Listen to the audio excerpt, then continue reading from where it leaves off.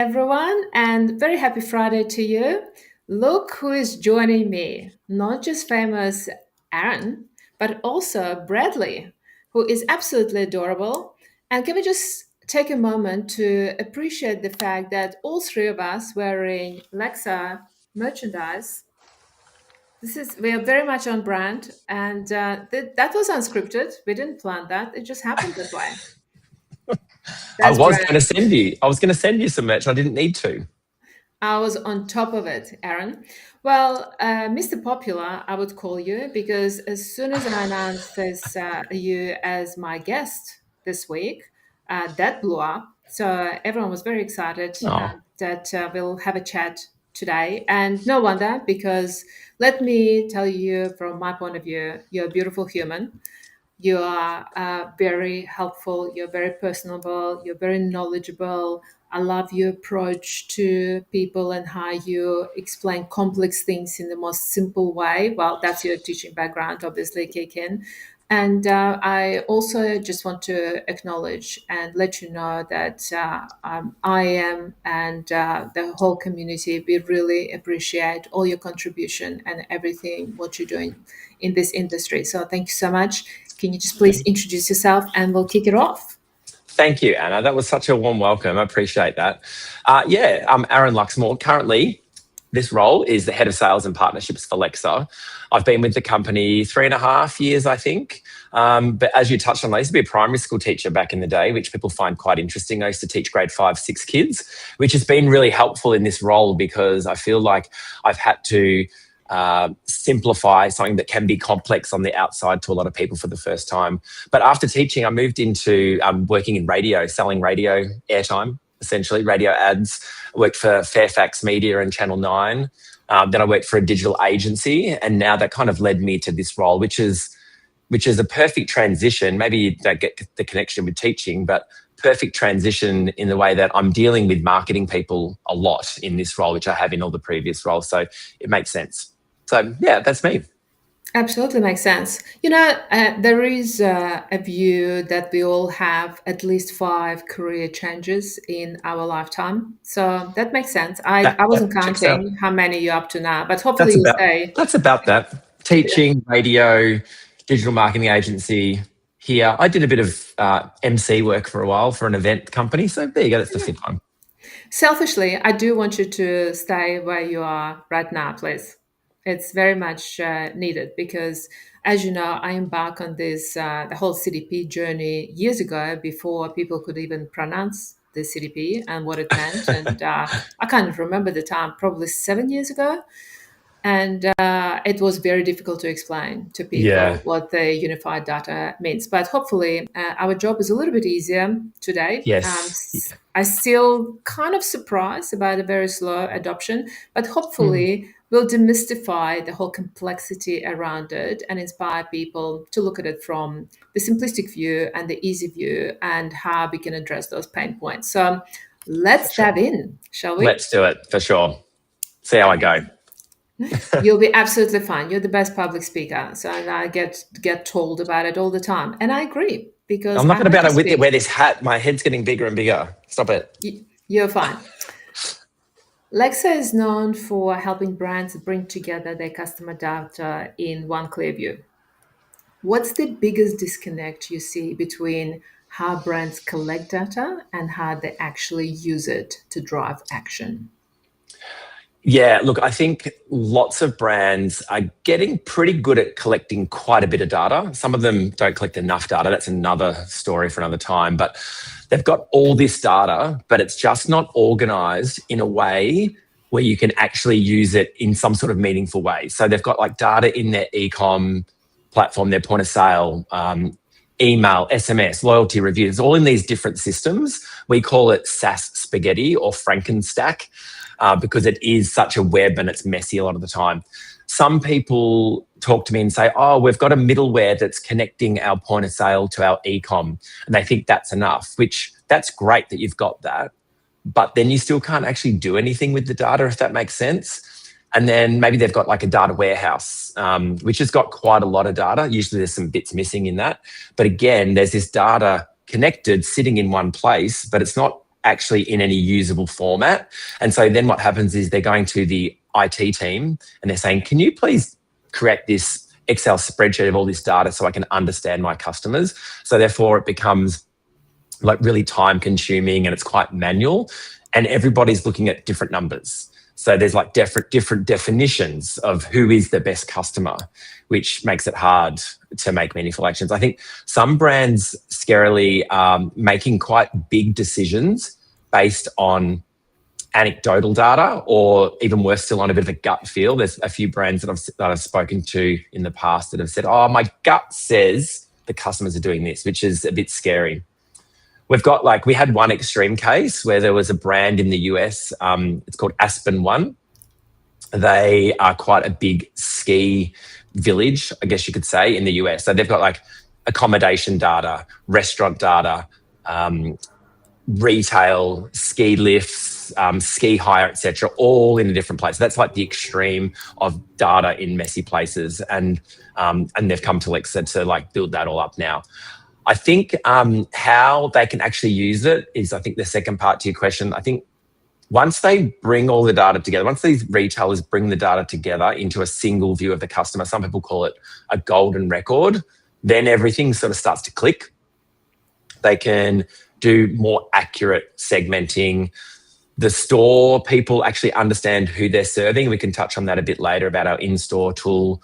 E-commerce knows who's browsing and why, and it starts to become something that you're not reporting on so much as acting on. And that's ultimately why we exist, is to be able to understand easily who your customers are and then use that for the teams that really need to use it. Does that make sense? Yes, well, totally makes sense, because that was me 10 years ago. I couldn't make sense of that data, and I used to hustle those IT guys all the time. It's like, tell me this and tell me that. And a week later, I'll receive the convoluted spreadsheet, which makes no sense. And then I forgot what I wanted to know to begin with. And it was just, and yes, a lot of it, the whole interpretation of that was based on many opinions. And ultimately, we had to create the library that included all the definitions of who we think that active customer is, who we think the highest spender is, not what one person the opinion. And everyone's time poor. If you ask anybody what the biggest problem is, they all say they don't have enough time. And so having to go in and out of all these platforms to understand data is a big problem. And therefore people just find it too hard to put in the too hard basket. And they just go on doing what they've always done and going, oh, we'll do this campaign on Black Friday because everyone else is doing it. But like, what is the analysis to say what you should be doing on Black Friday, for example? Yeah, exactly. Yeah. And then it becomes one giant spray and pray that we all are sick of right now, because we're in mid-November and some already counting down that the Black Friday is over. What? Yeah. Can you just remind everyone that it used to be on the 28th of November? Anyway, we're not going to go there. Because November. I went into Cocoa Republic on Sunday, and there was Black November everywhere, and it was jam-packed. And that was last weekend. That was like the second week or something of November. Crazy. Yes. Okay. And then what's going to happen in December and January? Not much. Yeah, not much. Okay. So you often talk about it turning data chaos into customer clarity. What does that chaos usually look like in practice? And what's the first step toward bringing structure and meaning to it? You know, I'm big on structure, so I would like you to unpack that, please. Yeah. Yeah, I think the chaos is that there's no single source of truth. So you've got every team working from a different source and none of them are lining up. So you've got the e-commerce team, they've got one view of the customer, but the retail team sees another. And then the loyalty team have got another version of who that customer is. And then even the paid media team are like guessing based on like third-party signals. So even though there's plenty of data, it's really messy. They've got duplication. That's a big problem. So I'll go into a store or I'll go online and I'll share my email address, my personal email address. And then a week later, I want that 10% off discount. So I'll then share my work email address. Sometimes there's like 3 versions of a customer. And so you don't really know what the true lifetime value is, or the true average order value, or the true discount rate, or what products they are buying most, because it's not connected. So the deduplication is a problem, or the duplication is a problem. And therefore, no one actually trusts the data to be able to act on it confidently. So the first step to being able to bring that clarity is to create that single profile, unify all the data. It's not about adding more data yet, if you haven't even got the single customer view. It's not about adding more data or having more dashboards. It's just having that one accurate, agreed upon view of who that customer is. And then everything becomes simpler. So the segmentation improves, the personalisation becomes more relevant, and everyone's starting to talk the same language. And that's when the clarity comes in, when everybody's talking the same language, they're all in a room together, and they'll say, let's look at Lexer, let's look at our CDP to understand who that customer really is, rather than having all these conflicting views. Duplication is such a big issue. Well, when I introduced the CDP, it was a big issue for us, and it was a massive data cleanse that we did, and impacted many of our strategic decisions after that. But on the personal level, I do a lot of shopping online, and sometimes, on the Shopify sites, I complete the transaction, and then that's my Apple ID is associated with my personal email address, and then I sign up for the brand under my business email address. So here is the duplications. Here it comes again. And that was accidental. Like, you didn't deliberately try to dodge be able to get the extra discount in that instance. Sometimes people are doing that to get the extra discount, but and it happens to me all the time when I don't remember to switch the emails. It happens all the time. Then I just get emails on both accounts, and that's annoying. And then I know that dilutes the data. So, and also, if you think about that from a marketing perspective, what's happening then is they've got two versions of you, so that you're being put into two email flows. You're being put into two segments for paid marketing, and they're basically doubling their marketing spend by sending the same campaign to you in different platforms on different email addresses. So once you deduplicate and get the true single view of you, you've got less customer records, and that becomes cheaper on all of the platforms that you're activating. 100%. So this is a perfect segue, because one of Lexer's strengths is simplifying complex data for marketers. What are the biggest barriers that stop marketing teams from feeling confident with data, and how do you help them overcome that? I think the biggest barrier is that these marketers are expected to use or analyze data that was never actually designed for them and their role in the first place. So it's really technical. The data's in multiple different systems and all those different definitions that I talked about. So they've got like dashboards that are really interesting. We have plenty of dashboards as well. They're interesting, but they're not actionable. And then what happens is these marketers lose confidence. No one wants to guess what the data is or what they should be doing. So the confidence drops. Some retailers have finally cottoned on to, we need a CDP of some sort. Some of them, unfortunately, have chosen a CDP that's designed for data scientists. So there's a few different CDPs in market. Ours is designed more for a marketing person, but there's some really complex ones that you need to be a data analyst or a data scientist to use it. And what happens is everyone then goes to that person, like we were talking about before. They go to IT or they go to the data scientist to be that one person that holds all the data, which defeats the purpose of having a CDP. It should be something that anyone can use and anyone can access. So then what happens is you spent this money, you put a decent investment into some tech, and it doesn't get used, and then it is seen as a waste of money. So that's, So what Lexer will do, apart from the fact that the tech is really easy to use, I don't think any tech should just be on its own.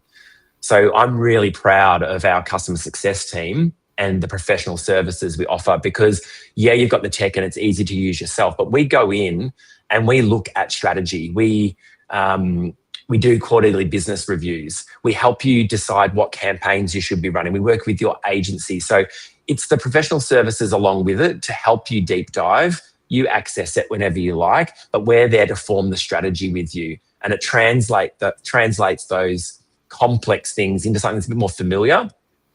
And then the data is connected directly into your activation tool. So the data then pushes straight back into your email platform or your SMS or back into store. The marketing teams don't need to be analysts. Like, that's just not what their job is. We want to give them data they can use. And then I think confidence comes from being able to use it straight away. We're actually right in the middle, actually the last day of what we're doing a big hackathon at the moment. So we've got all the solutions team have doubled down.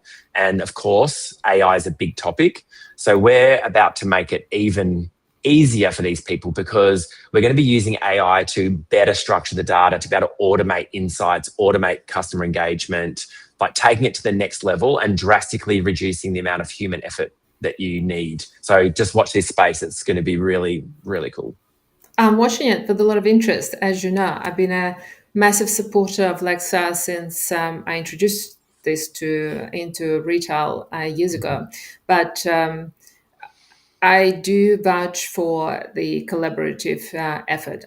It's very important. Yes, the platform is the easiest to use. As you probably heard that story many times, I sat through 11 demonstrations and I absolutely felt like I needed to be a rocket scientist to understand. And I thought, well, if I can't understand it, not that I'm the smartest person in the room, but how would my team understand it? And anyone who we want to onboard, and anyone who is just about to onboard Lexer, my biggest recommendation would be to definitely go wider with your team during the onboarding and get a lot of people uh, involved in that process, because you'll never look back, because that sense of ownership, it just skyrockets. So That's a really good point, because I'll call out one of our clients, Chic. So Mel great. Grafton heads up digital at Chic. She's amazing, and she did that right from the start. So from the very, very beginning, first demo, she brought as many people on board as possible. And by the time it came to signing on the dotted line and doing the implementation, everyone was bought into it and invested, because you want those people to then really be curious, want to Use it. jump into the platform and use it. And if you've only got like your marketing and your CRM manager or something involved at the start, you've got to try and sell that into everybody else. So I'm glad you mentioned that. It's a really important point, and it makes the person that's really invested in Lex's job easier by having the team along for the ride. It was a Yeah. game changer for us. We went as wide as property people, merchandise planners, GMs, customer Yeah. service, obviously, and the whole marketing team and the digital team. So there were a lot of people in the room at that time. It's a good point. I think a lot of people's perception is that a CDP is a marketing tool. And yet, of course, they are the heaviest users.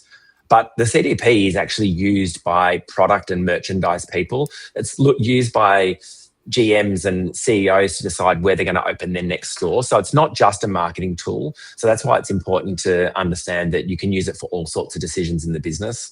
And then sometimes that means you can split your budget with a few other business units, because it's not just marketing budget.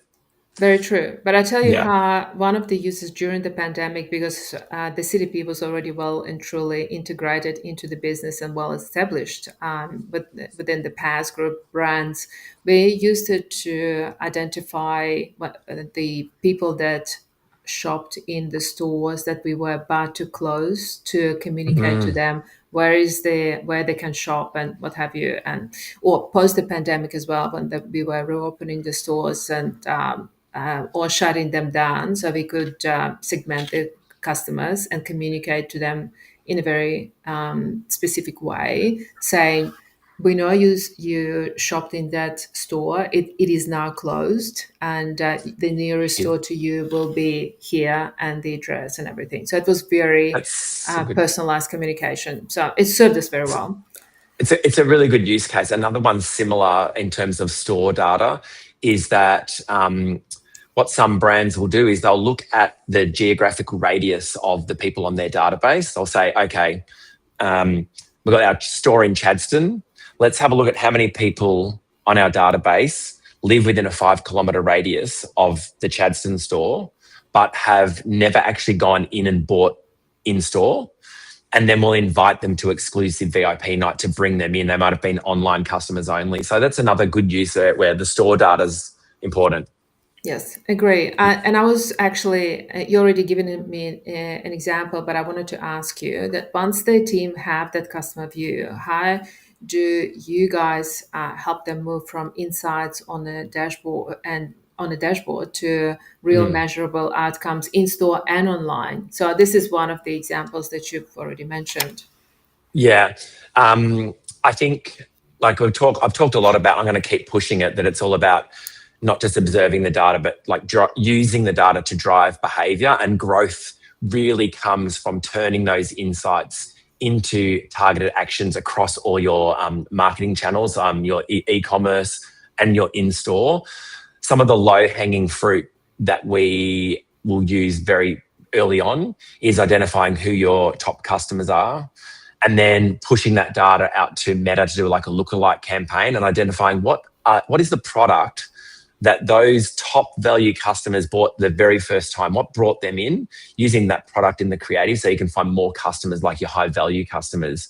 Or it might even be that there's a group of customers who have quite a low lifetime value, but some of their behaviors are very similar to the top customers. So identifying who they are and nurturing them. And the big one is one-time buyers. So having a look at what did these people buy, and using our predictive modeling to see what are they likely to buy next and when are they likely to buy, because those one-time buyers are at risk. You just need to get them to buy one more time. And sometimes you can just move the dial by like 1% on those groups and it will pay for Lexer in its first year. So online is more about connecting all the multiple sources, so bringing in also your offline data and giving personalised product recommendations and using it in your paid media. And then in store, we haven't talked about that much, but we have a native clienteling tool called Lexer Serve. So this in-store tool is where the retail staff can surface some of the data from the CDP, some simplified data, because we don't want the store people to be overwhelmed with all of the data, but we can see which customers are VIPs, which ones only ever buy the sale item, so like take them straight to the sale rack, and using the predictive analytics to say, oh, you might like this particular product. And I think it's really good because everything needs to be measurable. I think that's the key as well. You can track the conversion rate in the store as well. And giving those people in store a personalized experience. I think we're really good. Brands are getting really good at personalizing online. There's so much tech. They give a really personalized experience online. Then someone comes into the store, and what's the question they ask? Hi, can I help you with anything? And that customer says, no, thanks, just looking, and conversation ends. If you can actually ask them, can I look up your profile? If you've shopped with us before, I'd love to be able to look at what you've bought in the past, and I might be able to recommend some really nice products that I think you'll really like. Then you are going to be able to give that personalized experience in store as well, and you'll be able to uplift your average order value and uplift from an online perspective, increase your return on ad spend. So I think another important point in the store, collecting data in the store. You can collect data on someone on the spot, and I don't think store staff are educated enough on why that's really important. If you can educate your staff in the store to say, we really need to collect this, you really need to ask for their birthday, or you really need to ask them their preferences, because this is how it will help the business. I think that's really helpful. And then everything becomes this big growth engine rather than just a dashboard of data. And store staff store staff get behind it as well, because they love to do anything that improves that customer experience and helps them to get to know that customer better. Yeah. Because they know exactly how to build the relationship so that these people keep coming back and they don't have to worry about their sales targets ever. Yeah. And a lot of people will gamify it as well. They'll be like, let's see how many people you can collect data on, or check them in on Lexer Serve, or see what your conversion rate's like. So you can gamify it, make it fun. Absolutely. How can brands use personalization in a way that feels human, adding value rather than being intrusive?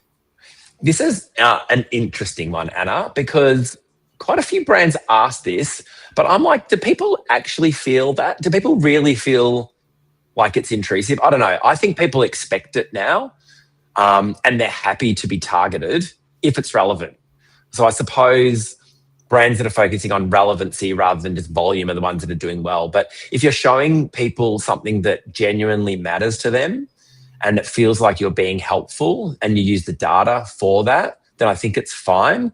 I think, for example, if you're going to serve me an ad for Huggies nappies, I'm not a parent. I'm never going to buy that. That's crap.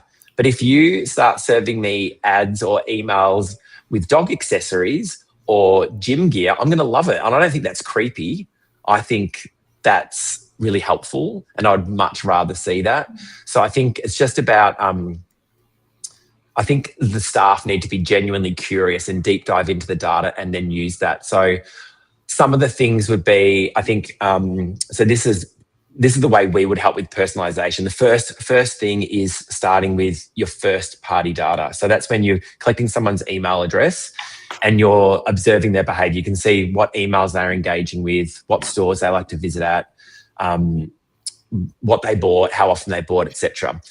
Then if you can add on zero party data, and so zero party is when you might do a survey or a competition and you specifically ask them, what do you like, stripes or spots? Do you have children? Ask them their preferences. You're progressively profiling that customer and getting to know more and more about them. And our clients, Aquila and Decuba, do a great job of that. They do biannual or annual surveys. They ask quite a lot of questions about their customers. They ask them things like, what other brands they shop at, what styles do they prefer, and so on. And then they use that data. Like Aquila will ask what events you're into. If you tick the box to say that you are into spring racing and the Melbourne Cup, then they will segment a Melbourne Cup EDM just for you, but not for the others that didn't tick that. That's where personalisation becomes really valuable. There's also third-party data, just to throw that in and confuse everybody. But third-party is where you can overlay whether someone's likely to be a high-income earner, whether they're likely to be a parent, whether they're likely to have a pet. So having all these things together will help you being able to personalise and make someone feel like you know who they are. And I think that feels human rather than intrusive. Yes, agree. Good answer. Yeah. And yes, and it's, to your point, it's been helpful as well. Yeah. I think people in store especially question me and say, oh, is it a bit creepy asking to look up someone's profile? I think it's just the way you frame it. Again, it's about being helpful. If you can say, have you shopped with us before? And they say, oh, I have actually. Then you say, oh, I'd love to look up what you've bought in the past and I might be able to help you. I think that sounds helpful. And that's also where the importance of known data rather than anonymous data comes in. Anonymous data is great for looking at a big pool of people and some trends. But if you've got known data, someone's email address, phone number, whatever, then you can attach it to that profile and look at that individual and treat them with personalisation. There's one other thing I just forgot that I wanted to mention as well, and that is because I was on a panel yesterday about this. I think it's really important to find the truth between what do people say they want and what are their actions actually doing? Because you can survey your customers and we encourage you to do that as well. But I've seen it so many times. People will put a survey out and the customers will say, we really value sustainability. And then you look at the data and those same people have returned most of the eco-friendly products with the reason that it didn't feel luxurious enough. Or the survey data, they've said, we really want to see more new products, new range. But their history shows they just buy the same three things all the time. And then people say they want personalisation, and then you send them a survey to say, oh, can you share your preferences? And they just don't fill it in. So I think you need to listen to that, but marry that up with what they're actually doing and use that very carefully in your marketing, because just because they say they like sustainability doesn't mean you should change your whole strategy to be that message. That's a very good point. Thank you. Yeah. If a retailer is just starting to get serious about data unification, what's one small practical step they can take today that will make a big impact long term? I think they're probably going to have to do this a little bit manually if they don't have a CDP, but you could just identify you should identify who your top 20 to 25% customers are that are bringing in the majority of the revenue. It's really important to find out who they are and then understand what makes them different. So like, what products do they buy? What payment type? Are they using Zip Pay and Afterpay, like, for example? It could be something like that. Or how many days between their purchases? So I think it's about shifting that marketing focus to find more people like your top value customers. Thinking things like Black Friday, I think that's really topical at the moment. If you're just putting all of your customers into a Black Friday campaign, you could be really affecting your revenue, because you've probably got a pool of customers who have only ever bought full price items. You've chucked them on a Black Friday campaign, and what's happened? You've converted them to become a discount shopper. So maybe you could exclude them and include just people that like to buy a discount. And I think you should be adjusting your marketing spend accordingly as well. So if you've got these pool of customers that are really valuable to you, should you be spending the same amount of marketing dollars on them as you do on your customers that buy once a year and spend $20? I think you should be spending more of the marketing pool on the really valuable customers to keep them and grow them. Yeah, that's not just one thing, is it? That you asked me just for one thing.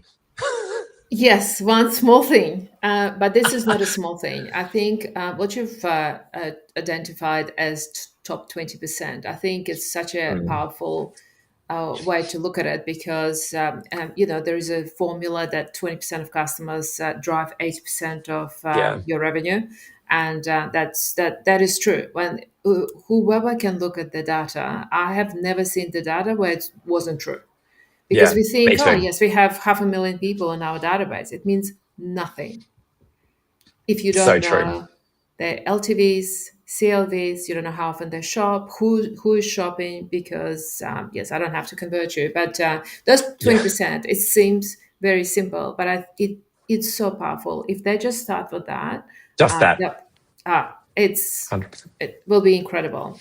So before we wrap up, I do want to ask you, on a personal note, what's Oh, been your biggest professional challenge recently, and how did you navigate that? Because I know it's been a big year for you it in many has. different levels, and Mm-hmm. I know you have turned already a big No, number. you can say it. It's okay. I'm an open book. Everyone knows my personal life, even on LinkedIn. Yes, I'm turning 50 on the 28th of November. If anyone wants to send me a birthday message on LinkedIn, yeah, it's a big milestone. It has been a big year. I've been very open about some of the health issues that I had as well with my heart and having a stroke. But that's not a professional challenge, although it affected work a little bit. I think my biggest professional challenge for the last 12 months has been about focus. There's so many events, there's so many partnerships, there's so many ideas happening, and I try to be everywhere at once. And up until August, I was solo. I was like the only sales and partnerships person in the region doing everything.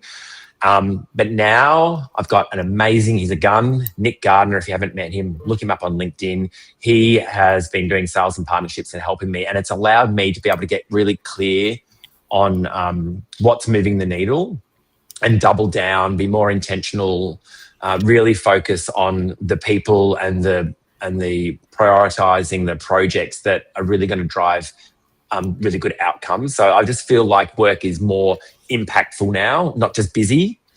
Still a work in progress, but yeah, I think that clarity and focus has been a game changer, and it's very helpful that I've got Lexer, who's a really supportive business as well. Great culture. Well, we're glad that you've overcome all these challenges successfully. I know that Nick is watching us live right now. He is definitely appears to be a mini me, and a huge helper. He's a great guy, so it was a pleasure Is meeting him in person, and I'm glad that he's helping you out. But and you needed it, because you've been incredibly busy. But from myself and from the audience and from all of us, Aaron, it's been an incredible conversation. We have these conversations all the time, and somehow I never tired of these conversations, although I probably know by now which examples you're going to mention. But obviously, it's not about me because I know a little bit about the CDP, but it's about everyone else. And the idea and the outcome that I want to achieve, I just want to inspire people to look into it, because you will never look back once you integrate the CDP into your business. It will open up an incredible magical world for you of personalization and creating and building and nurturing those relationships with your clients, which pays off always in the long term. But I also want to quickly circle it to what you mentioned about the challenges. And I think my word for this year is being impactful, and you mentioned exactly that. So it's brilliantly put, and I really appreciate you looking at it from that point of view. It's not about being busy; it's Mm, being purposeful and impactful.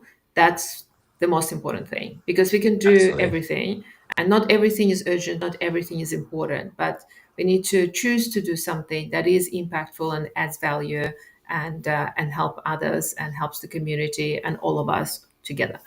So Yeah. thank you. It's been a Thank you. wonderful chatting to you. Thanks everyone for joining, and I see your all your comments in the chat.